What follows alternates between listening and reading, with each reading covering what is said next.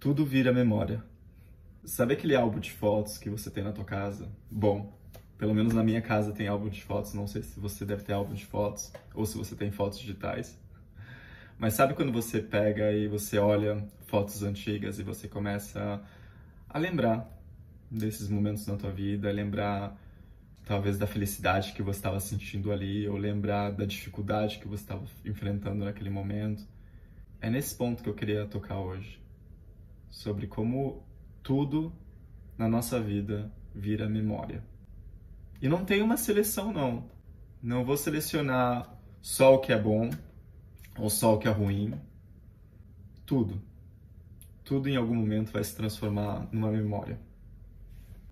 É tão difícil quando a gente está passando por uma situação ruim, por algum problema, perceber isso, perceber essa questão efêmera do problema. A dificuldade que eu estou passando hoje, o problema que eu estou enfrentando hoje, ele vai se tornar uma memória no futuro, em que eu vou olhar para trás e vou lembrar desse momento, vou perceber o que isso talvez me ensinou, ou enfim, como que eu consegui superar.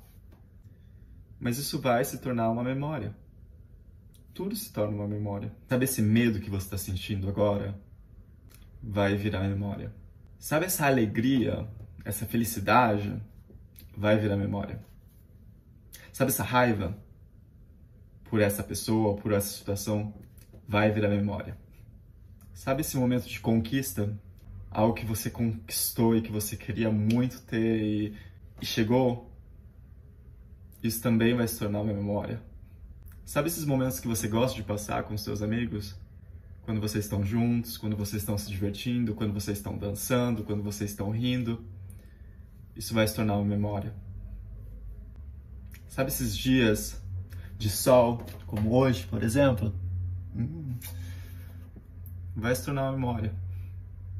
Então, se tudo vai virar memória, por que parece que ainda assim a gente se prende a um momento que a gente está vivendo, a uma situação negativa, algum problema que a gente está enfrentando, e a gente faz com que isso se transforme o centro do nosso universo. A gente faz com que isso se transforme em algo muito gigantesco, em que o meu foco se torna só aquilo, se torna só esse problema. É como se eu fosse o problema e a gente vivesse numa simbiose ali. Mas isso também vai se tornar memória. Por que a gente se apega a isso, sabe? Por que a gente se prende e se fecha nesses momentos? Mas isso é só um ponto da tua existência. Você é muito mais do que só esse problema, por exemplo, que você está passando. O problema, a dificuldade que você está vivendo é só uma coisa da tua vida, não é o que define a tua história. Assim também como os momentos bons. Tudo entra na mesma caixa de memórias.